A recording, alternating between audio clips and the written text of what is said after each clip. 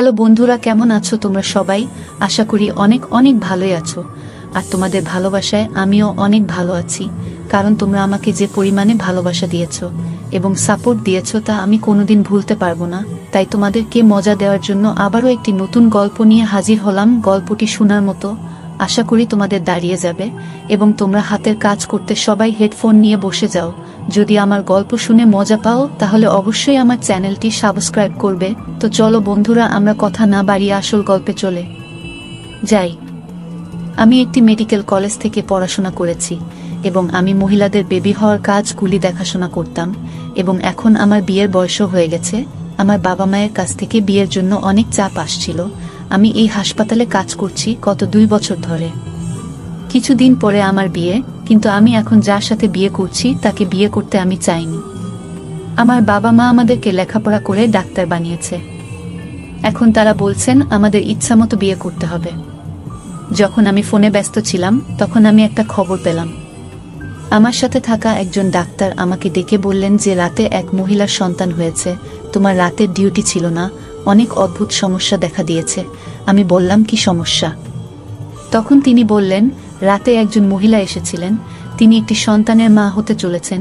তার সন্তান খুবই দুর্বল ছিল।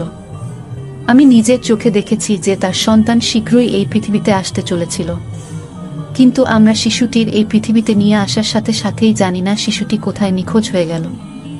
আর সে কোথায় গেল কেউ জানে না। কিন্তু কেউ কেউ বলছেন তার সন্তান তার স্বামীর নয়, বরং সে ছিল অন্যের সন্তান। সেজন্য সে সন্তানকে এই পৃথিবীতে আনতে চায়নি। হয়তো ঈশ্বর সেই শিশুটিকে তার শরীর থেকে উধাও করে দিয়েছেন। সেই শিশুটি কোনো পশুর শরীরে চলে গেছে। মহিলাটি যখন থেকে কথা শুনল তখন থেকেই সে পাগল হয়ে গেছে, আর তার পরিবারের লোকজন তাকে এখান থেকে তুলে নিয়ে গেছে। আমি বললাম এটা কি করে সম্ভব? সে বলল হ্যাঁ, আমরাও বিশ্বাস করিনি। কিন্তু শিশুটি যখন নিখোঁজ হয় তখন সে কোনো সিসিটিভি ক্যামেরায় ধরা পড়েনি, কোনো ঘরে তার কোনো ফুটেজও ধরা পড়েনি, কাউকে তাকে বের করে নিয়ে যেতেও দেখা যায়নি। আমরা জানি না কোথায় গেছে। আমি নিজেও অবাক। ওর মা ওই মেয়ের সাথে ছিল। সে বলছিল আমার মেয়ের উপর কালো জাদু হয়েছে। আমি অবাক হয়ে বললাম আমি রাস্তায় আছি, এসে তোমার সাথে কথা বলছি। আমি ভাবছিলাম এটা কি ধরনের সমস্যা, কিভাবে নারীর শরীর থেকে উধাও হয়ে গেল একটি শিশু। যে ডাক্তার এ কথা জানালেন চিকিৎসক হওয়া সত্ত্বেও তিনি এমন কিছুতে বিশ্বাস করতেন। এইসব ভাবতে ভাবতে আমি আমার গাড়িতে বসে হাসপাতালে ঢুকলাম। যখন দেখলাম আমার সামনে এক অদ্ভুত দৃশ্য। দেখলাম একটি মেয়ে যে একটি ঠেলা গাড়িতে একটি পশুকে রাখে সেটা 2 পাশ থেকে ধরে দাঁড়িয়েছিল ও পাহারাদারের সাথে ঝগড়া করছিল। এই প্রাণীটাকে হাসপাতালে নিয়ে যেতে হবে। পাহারাদার রাগ করে বলছিল এখানে মানুষের চিকিৎসা হয়, এটা মানুষের জন্য, পশুদের নয়। কিন্তু বারবার সে তার সাথে ঝগড়া করছিল এবং সেও কাঁদছিল। আমাকে একজন ডাক্তারকে দেখাতে দিন।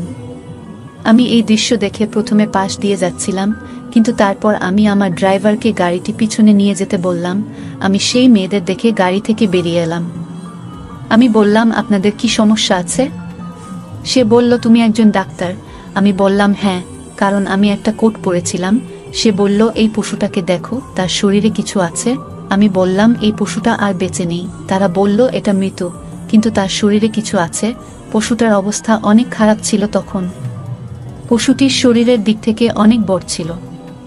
আমি বললাম এটা মানুষের হাসপাতাল। তিনি বলেন আমরা জানি এটা মানুষের হাসপাতাল, তাই আমরা তাকে এখানে নিয়ে এসেছি, কারণ এই পশুটির শরীরের ভিতরে একটা ছোট্ট বেবির কান্নার আওয়াজ আসছে। সে যা বলল তা শুনে আমি অবাক হয়ে গেলাম। আমি বললাম এটা তো হতে পারে না। উনি বললেন এমনটাই হয়েছে, এই জন্যই তো একে নিয়ে এসেছি। তার চারপাশে অনেক ভিড় ছিল, মানুষ শুধু দেখছিল, ভিডিও করছিল। ইতিমধ্যে অনেক সময় নষ্ট হয়ে গেছে, আমাদের সাহায্য করুন, অনেক দেরি না হয়ে যায়। আমি বললাম এই পশুটি আর বেঁচে নেই, আর তোমাদের কোনো ভুল হচ্ছে, এমন কিছুই নেই, এটা সম্ভবও নয়। উনি বললেন আগে আমরাও তাই ভেবেছিলাম, কিন্তু আমরা কান দিয়ে আওয়াজ শুনেছি, আপনি আমাদের সাহায্য করুন। আমি বললাম তোমাকে সাহায্য করলেও কোনো লাভ হবে বলে মনে হয়? এ খবর বের হলে হাসপাতালের দুর্নাম হবে, আর আমাদের সমাজে এমন একটি গল্প মানুষের সামনে ফুটে উঠবে এবং মানুষ তা শুনে অনেক কিছু অনুমান করবে। কারণ একজন মানুষ জানে না গল্প শুনে তার মন থেকে কি ফলাফল বের হবে। মেয়েটি বলল যে ফলাফল যাই হোক না কেন তা থেকে কি হতে পারে এবং কি হবে, কারণ এটি মিথ্যা নয়, এটি আমাদের সমাজেরই এক খারাপ রূপ যা এখন আমাদের সামনে এসেছে। উনি আমাকে সৃষ্টিকর্তার অনেক দোহাই দিলেন আর বললেন আমাদের সাহায্য করুন। আমি পশুটির দিকে একবার তাকিয়ে মেয়েটির দিকে তাকালাম এবং বললাম, ঠিক আছে, আমার সাথে আসুন। যখন আমি তাকে ভিতরে নিয়ে যাচ্ছিলাম তখন সবাই অবাক হয়ে দেখছিল। এই খবর পৌঁছে গিয়েছিল হাসপাতালের ইনচার্জের কাছেও। সে বলল, এই মেয়ে দুটোকে আমার কাছে পাগল মনে হয়, কিন্তু তুমি তো বুদ্ধিমান, ওদের সাথে এনেছ কেন? এইসব কি? আমি বললাম, ডাক্তার সাহেব আমাকে এরা যা বলেছে তাই আমি তাদের ভিতরে নিয়ে এসেছি। খারাপ কিছু হলে তার শাস্তি হবে, কারণ তারা আমাদের সবার সময় নষ্ট করেছে। কিন্তু যদি সত্যি এমন হয় তবে আমাদের দায়িত্ব নিজের চোখ ও হাতে এই সমস্যার সমাধান করা। আমি যখন এখানে দায়িত্বে থাকা ডাক্তারকে বিষয়টি জানাই তখন এখানকার ইনচার্জ বললেন, আমাদের সবারই সময় নষ্ট হয়েছে। সেও অবাক হলো। সে বলল, এই মেয়ে দুটোকে আমার বোকা মনে হচ্ছে, রাস্তা থেকে একটা মৃত পশু তুলে নিয়ে এসেছে। কিন্তু এখানে আমার প্রশ্ন ছিল, তাদের এসব করার কি দরকার ছিল? আমরা শুধু এই নিয়ে তর্ক করছিলাম। দায়িত্বরত ডাক্তার বলছিল, এরকম কিছুই হবে না, এটি একটি মানব হাসপাতাল, আমরা এখানে এই পশুটি রাখতে পারি না, সব জায়গা ময়লা হয়ে যাবে। হঠাৎ আমাদের কানে কিছু একটা শুনতে পেল। ওটা হাসপাতাল, এখানে প্রতিদিন কত শিশু হয়, একটি শিশুর কান্না শুনে অবাক হবার কিছু নেই। পাশের ঘরে অবশ্যই একটি শিশু কাঁদছে। কিন্তু আবার আওয়াজ এলে পায়ের নিচ থেকে মাটি সরে গেল এবং শীঘ্রই পশুটিকে মানুষের অপারেশনের জায়গায় রাখা হয় এবং দ্রুত সবাই জড়ো হয়ে গেল। দায়িত্বে থাকা ইনচার্জ এই ধরনের কোনো ক্ষেত্রে আসতেন না, তিনি শুধুমাত্র অনেক গুরুতর ক্ষেত্রেই সাহায্য করতেন। কিন্তু সেও এসে সামনে দাঁড়ালো এবং আমার সাথে সাথে দেখতে থাকলো কোথা থেকে শিশুর আওয়াজ এসেছে, কারণ আমরা অনেক কাছ থেকে শিশুদের কণ্ঠ শুনতে পাচ্ছিলাম। শিশুটা হয় গভীর কিছুর ভিতরে আটকে আছে, নয়তো 4-5টা কাপড়ের ভিতরে আছে। এমন একটা আওয়াজ আসছে। ওই মেয়েদের বাইরে পাঠিয়ে দেওয়া হলো। তার অবস্থাও খারাপ ছিল, তার হাত পা কাঁপছিল, সে খারাপভাবে কাঁদছিল। কিছুক্ষণ পরে আমরা আমাদের জীবনের অদ্ভুততম ঘটনা এবং অদ্ভুত মৃত্যুর সাক্ষী হয়েছিলাম। কিন্তু আমরা কিছু বলার আগেই বা কোনো সিদ্ধান্তে আসার আগেই আমি সেই মেয়েদেরকে আমার অফিসে ডেকে নিলাম। তাদের একজনের নাম মোহিনী আর অন্যজনের নাম ছিল আঁচল। মোহিনী অনেক মন খারাপ করে কাঁদছিল। আমি বললাম, পশুটা কোথা থেকে পেলে আর ওকে এখানে এনেছো কেন? সে বলল যে আমরা যথারীতি আমাদের কলেজে যাচ্ছিলাম, সে আমার বন্ধু, আমরা একই এলাকায় থাকি। যখন আমরা দুজনেই সেই পশুটির পাশ দিয়ে যাচ্ছিলাম তখন আমরা একটি শিশুর কান্নার শব্দ শুনতে পাই। আমরা দুজনেই অনেক অবাক হয়েছিলাম, ভেবেছিলাম হয়তো আমাদের মনের ভুল। কিন্তু কিছুক্ষণ পরে যে দৃশ্য আমরা দেখতে পেলাম, ডাক্তার সাহেব, আমি কথা বলতে পারছি না।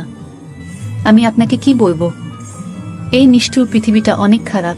শুধু এই পশুটাকে তুলে তোমার কাছে এনেছি। আমি বললাম, আর তুমি কি জানো? তাই সে বলল সে এটা বলতে চায় না। কিন্তু আমি এর চেয়েও বেশি জানি। আসলে আমি জানি এইসব কে করেছে। আমি এটা শুনে হতবাক হয়ে গেলাম। বললাম, কে করেছে এইসব? তাই সে বলল, আমার এক বৌদি আছে, সে আমাদের থেকে আলাদা থাকে। আমরা একই বাড়িতে থাকি, কিন্তু ঝগড়া ঝাঁটির কারণে আমাদের মধ্যে একটি প্রাচীর তৈরি হয়েছে। সে তার কথায় আমাদের ভাইকে প্রভাবিত করেছে এবং আমাদের সাথে প্রতিটি সম্পর্ক ভেঙে বাড়ি আলাদা করে নিয়েছে। বাড়িটি আমাদের নিজস্ব ছিল, সেজন্য মাঝখানে দেয়াল দেয়া হয়েছে। কিন্তু ভাইয়ের মনে কি হয়েছে জানি না, 2 মাস পরে সে আবার দ্বিতীয়বার বিয়ে করল। এখন তার 2টি বউ নিয়ে আলাদা বাড়িতে থাকে এবং আমার কাছে মনে হয় এই গল্পটি তাদের বাড়ি থেকেই উঠে এসেছে। এটি তাদের 3 জনের দ্বারা করা হয়েছে। আমি বললাম, আপনি কি নিশ্চিত? তিনি হ্যাঁ বললেন, কারণ এই পশুটি সেখানেই পড়ে থাকত। আমার এক বৌদি একটি সন্তানের জন্ম দিতে চলেছিল, তারা আমাদের কিছু বলেনি, তবে বাড়িটি এত কাছে যে তার মধ্যে কেবল একটি প্রাচীর রয়েছে, তাই আমরা তাদের কথোপকথন শুনতে পেতাম। আমি বললাম, তাহলে তোমাকে আমার সাথে কোথাও যেতে হবে। আমি ডাক্তার ছিলাম, আমার কাজ শেষ। কিন্তু আমি এই ঘটনার শেষ অবধি যেতে চেয়েছিলাম, কারণ এই ঘটনাটি কোনো স্বাভাবিক ঘটনা ছিল না। আমি জানতে চাইছিলাম এমন মানুষও কি এই পৃথিবীতে থাকে। আমি তাদের দুজনকে আমার গাড়িতে বসিয়ে তাদের বাড়ির দিকে রওনা দিলাম। তার বাড়ি বেশি দূরে নয়, কিন্তু আমরা জাঞ্চটে আটকা পড়েছিলাম। পথে মেয়েটিকে জিজ্ঞেস করলাম, আপনার 2 বৌদি কেমন মহিলা? সে বলল, দুজনেই নিজ নিজ জায়গায় অদ্ভুত, প্রথম বৌদির নাম আলপনা। সে শুধু আমার ভাইকে নিয়ে আলাদা হতে চাইতো, আর সে এটা একবারও ভাবেনি আমাদের ভাই ছাড়া আর কেউ নেই। আমি সকালে কলেজে যাই, সন্ধ্যায় টিউশনি করি, মা বাড়িতে কাপড় সেলাই করে, আর এভাবেই আমরা বেঁচে থাকি। আমি বললাম, তোমার ভাই তোমাদের জন্য কিছুই করে না? সে বলল যে মাঝে মাঝে একটু টাকা ধরিয়ে দিয়ে যায়, কিন্তু সেই টাকা দিয়ে আমাদের চলে না। সেও তার বউয়ের কাছ থেকে গোপনে টাকা দেয়। বৌদি কখনো আমাদের সাথে কথা বলে না, উচ্চস্বরে কোনোদিনও কিছু বলেনি। সে শুধু ভাইয়ের কান বড় করত, নিজেকে দুঃখী রাখত এবং বলতে থাকে যে আমি আলাদা হতে চাই, আমি একটা আলাদা বাড়ি চাই, এটা আমার অধিকার। অবশেষে ভাই রাজি হলো, কিন্তু তারপর ভাই আবার বিয়ে করল। এই বিষয়ে বৌদির অনেক আফসোস হয়েছিল। আমরা রাতে ওর কান্না আর আওয়াজ শুনতাম। আমি বললাম, তোমার অন্য বৌদি কেমন মহিলা? তারপর সে বলতে থাকলো, সে অনেক খারাপ মহিলা। সে প্রথম বৌদির জীবন খারাপ করে তুলেছে। সারাদিন সে একে অপরের সাথে ঝগড়া করে, আর আলপনা বৌদির সাথে পশুর মতো আচরণ করে। সব এলাকা তাদের ঝগড়ার আওয়াজ শুনতে পায়। সে বৌদিকে তার ইশারায় নাচাতে থাকে, কিন্তু আমরা অবাক হয়ে যাই কেন আমার ভাই তাকে বিয়ে করল। আমি বললাম, আপনার ভাই বড় মনের মানুষ হবে। তখন তিনি বললেন, ডাক্তার সাহেব, আমি জানি না, আমার জন্য সে আমার ভাই, তার মনে কি চলছে আমি কিভাবে বুঝব? কিন্তু আপনাকে বুঝতে হবে যে তার দ্বিতীয় বিয়েটি এমন যেমন সূর্য পূর্ব দিক থেকে উদিত হয়েছে, পশ্চিম দিক থেকে নয়। কারণ তার প্রথম বিয়েটি ছিল ভালোবাসার বিয়ে, কিন্তু আমি জানি না কেন তিনি দ্বিতীয়বার বিয়ে করলেন। আমি বললাম, কেন বৌদির এই বেবি হবে? তখন তিনি বললেন যে আমার প্রথম বৌদি আলপনার সন্তান হতে চলেছে, কিন্তু মা বলেন তার দিন অনেক এগিয়েছে এবং সন্তানের কণ্ঠস্বর এখনো আসেনি। আমার মা বেবিকে কোলে রাখতে অনেক পছন্দ করেন। তিনি বলেন, এটা আমার একমাত্র ছেলের সন্তান, আমি এটাকে বড় করতে চাই, কোলে ওঠাতে চাই। কিন্তু বৌদি আগেই বলেছে যে এই বেবিটার সাথে আপনাদের কোনো সম্পর্ক নেই। মা দিনরাত কাঁদে, চিন্তিত থাকে, মাঝে মাঝে অনেক রেগে যায়, আবার সেই লোকগুলোকে অভিশাপও দিতে থাকে। আমি তাকে এই কাজ করতে নিষেধ করেছিলাম। আমরা বাড়িতে পৌঁছে দরজায় পৌঁছতেই মোহিনীর অন্য বৌদি দরজা খুলে দিল। যখন আমি সেই মহিলাকে দেখেছিলাম, তখন আমি তাকে চিনতে পেরেছিলাম যে সে যেভাবে পোশাক পরেছিল তাতে সে অন্য কোনো মহিলা নয়। এমনকি দিনের বেলাও তিনি এত মেকআপ পরেছিলেন। এই ধরনের মহিলারা ছেলেদের নাচানোর কৌশলগুলি অনেক ভালো করেই জানেন, তাই তার ভাই দ্বিতীয়বার বিয়ে করেছিলেন। মোহিনীকে দেখে বলল, মোহিনী, তুমি এখানে কি করছো? আর এই ম্যাডাম কে? আমি বললাম, আমরা কি ভিতরে এসে আপনার সাথে কথা বলতে পারি? সে বলল, হ্যাঁ আসুন। আমরা দরজায় দাঁড়িয়ে কথা বলতে পারি না, কিন্তু আপনি কে?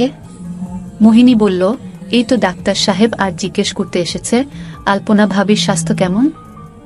এই বলে সে হাসতে থাকলো আর বলল, আলপনা তো এখানে নেই, তাহলে ওর স্বাস্থ্যের খোঁজ নিতে এসেছেন কেন?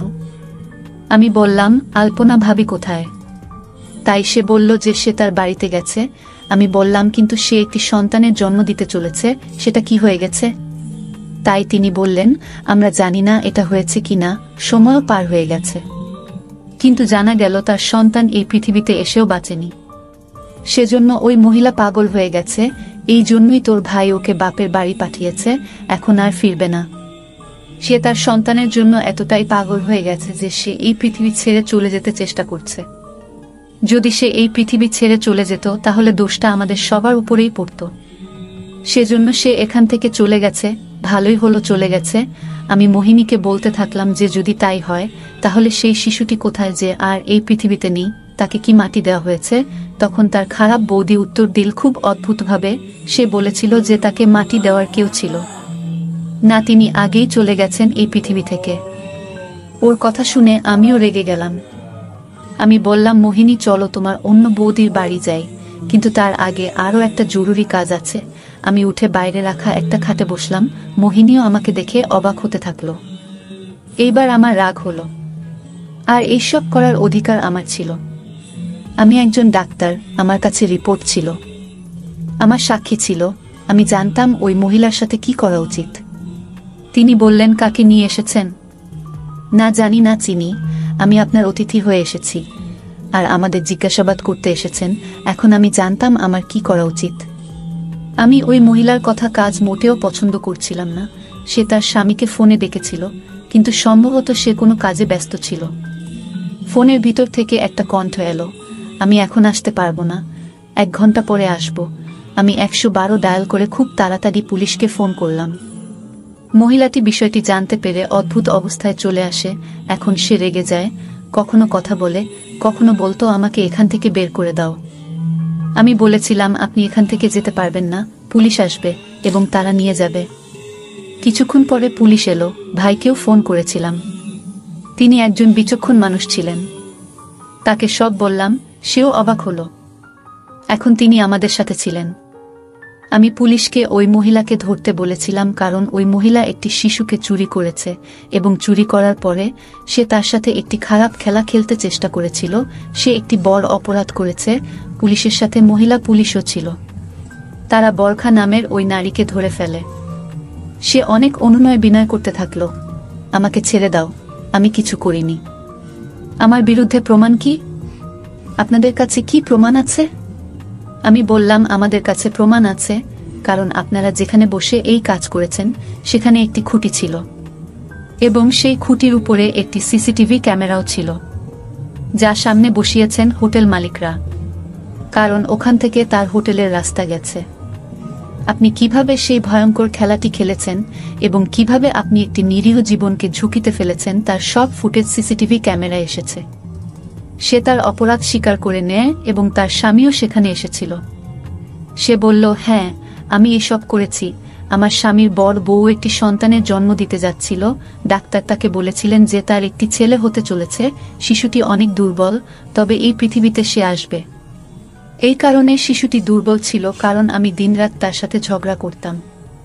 আর সে সারাদিন কাঁদত, কারণ আমার স্বামী আমার বাবার কাছ থেকে অনেক ঋণ নিয়েছিল আর ফেরত দিতে না পেরে বাবা বললেন, তাহলে এই বাড়িটা আমাদের নামে করতে হবে। কিন্তু সে আমাদের সামনেই মিনতি করতে থাকে। আমি ইতিমধ্যে তাকে পছন্দ করতাম। সেজন্য আমি বলেছিলাম যে সে যদি আমাকে বিয়ে করে তার সাথে নিয়ে যায় তাহলে তার ঋণ মাফ হয়ে যাবে। তারপর আমি প্রথম বিয়ে করি, কিন্তু আমার সন্তান হয়নি। তাই আমার স্বামী আমাকে ছেড়ে চলে গেছে এবং আমার অনেক বয়স হয়ে গেছিল। তাই আমি একটি ছোট ছেলেকে বিয়ে করতে চেয়েছিলাম।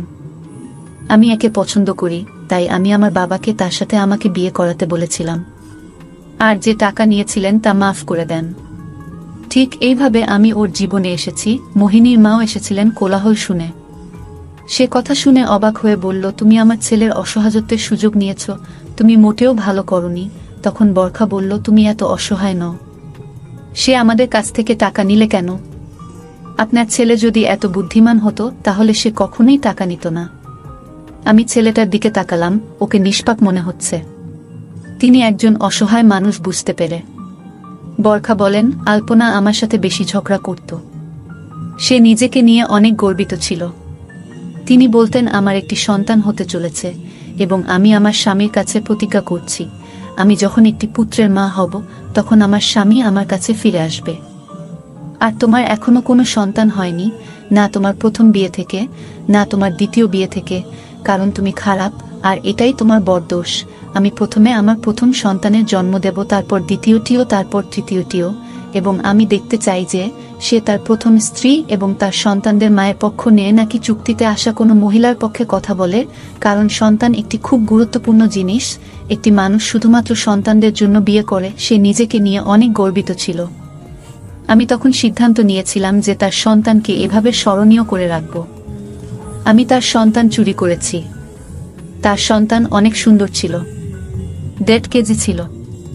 আমি তাকে একটা প্রাণীর শরীরের মধ্যে রাখলাম এবং সেই প্রাণীটির শরীরটা সুতো দিয়ে সেলাই করে দিলাম এবং পরে এলাকায় ছড়িয়ে পড়ে। শিশুটির জন্য সে পাগল হয়ে গেছে। তার সন্তান, যার সাহায্যে সে আমার সাথে জিততে চেয়েছিল, তাকে শেষ পরিণতি দিয়ে দিয়েছিলাম। আমি পশুর শরীরে সেই শিশুটিকে রেখে দিই এবং আমি সব এলাকায় এটি বিখ্যাত করে দিই যে তার নিজের কর্মের কারণে তার শরীর থেকে সন্তান উধাও হয়ে গেছে আর সে কোনো পশুর শরীরে স্থির হয়ে গেছে। এই কথা শুনে ডাক্তারের কথা মনে পড়ল। আমার এত তাড়া ছিল যে তার সাথে কথাও বলতে পারছিলাম না, কিন্তু এখন বুঝলাম এটা মিথ্যা নয়। তিনি যা দেখেছেন তা বলেছেন, তবে তিনি অবশ্যই কিছুটা বোকা ছিলেন, কারণ কিভাবে শিশুটি নিখোঁজ হয়েছে তা তিনি খুঁজে পাননি। হাসপাতালের কিছু কর্মচারী বরখার সাথে বন্ধুত্বপূর্ণ ছিল। বরখার বাবার অনেক টাকা ছিল, তিনি যে কারো বিশ্বাস কিনতে পারতেন, আর সেটাই করেছেন তিনি। তার স্বামীও অবাক। বরখাকে পুলিশ তুলে নিয়ে যায়, কিন্তু মোহিনীর ভাই, তার মা এবং মোহিনী হাসপাতালে ফিরে আসেন।